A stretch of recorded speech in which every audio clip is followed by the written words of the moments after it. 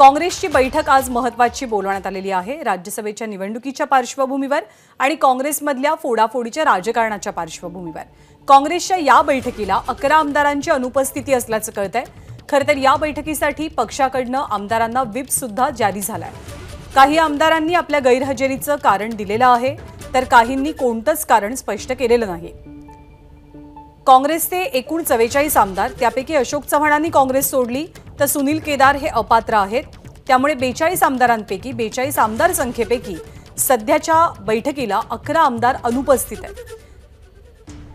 मनश्री पाठक आपल्या सोबत आहेत। मनश्री, कोण कोण पोहोचलंय आणि कुणाची अनुपस्थिती विशेष चर्चेचा मुद्दा बनली आहे?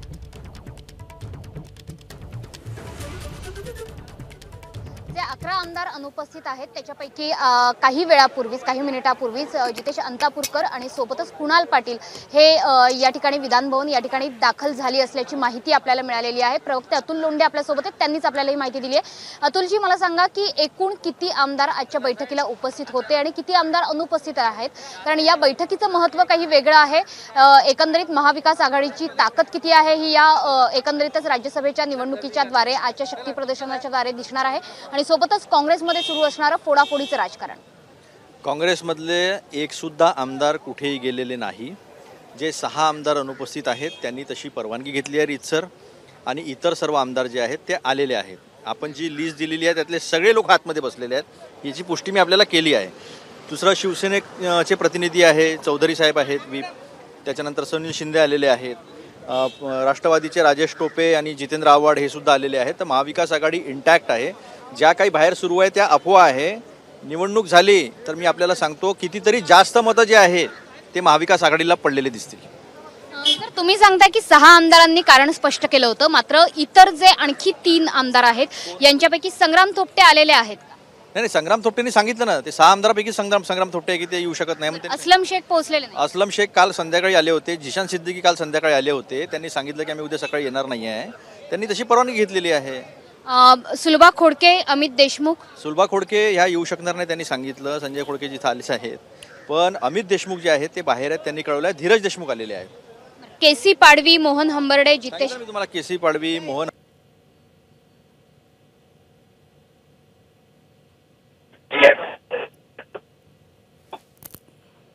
मनश्री, काहीतरी तांत्रिक व्यत्यय आहे, त्यामुळे तुमच्या दोघांचा आवाज पोहोचत नाहीये।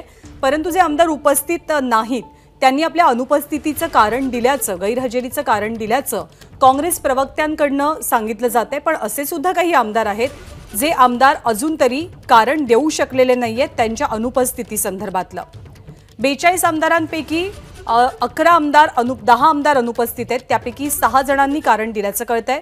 दरम्यान असलम शेख, कुणाल पाटील सुद्धा आता पोहोचल्याचं कळतंय। काँग्रेसचे कोणतेही आमदार कुठेही जाणार नाहीत, काँग्रेस एकसंध राहील असा विश्वास अतुल लोंढेंनी व्यक्त केलाय।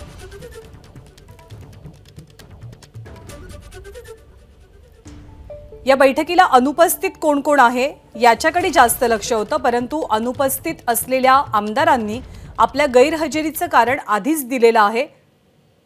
महत्त्वाचे 10 मुद्दे या बैठकी संदर्भातले। या बैठकीला कोण कोण उपस्थित आहेत? विकास ठाकरे, बळवंत वानखेडे, सतेज पाटील खरं तर विधान परिषदेचे आमदार आहेत। ऋतुराज पाटील, जयश्री जाधव, विजय वडेट्टीवार, विक्रम सावंत, रवींद्र धंगेकर, कुणाल पाटील, विश्वजीत कदम, साहसराम कारोटे, नाना पटोले, बाळासाहेब थोरात, राजू आवळे, सुरेश वरपुडकर, प्रतिभा धानोरकर, अमित झनक, नितीन राऊत, धीरज देशमुख,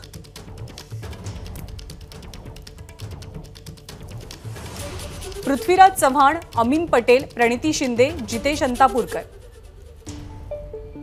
यशोमती ठाकूर, हिरमण खोसकर, राजेश एकडे, कैलाश गोरंट्याल, वर्ष गायकवाड, पीएन पाटील, शिरीष नाईक, राजू पारवे, लहू कानडे, संजय जगताप।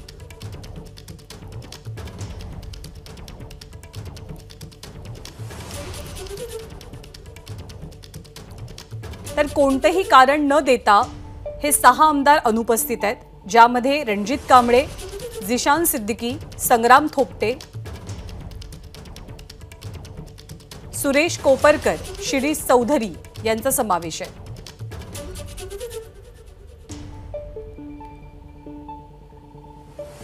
पुन्हा एकदा मनश्री पाठक सध्या आपल्या सोबत आहेत. मनश्री, 6 आमदार असे आहेत की ज्यांनी कोणती कारणं न दिल्याचं कळतंय.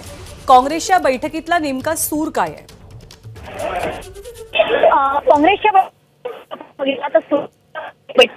त्यानंतर बैठकीचं स्वरूप बैठकीत झालं. त्या बैठकीमध्ये पक्षांचे विकास आघाडीतील इतर पक्षांचे एबीपी माझा, उघडा डोळे बघा नीट.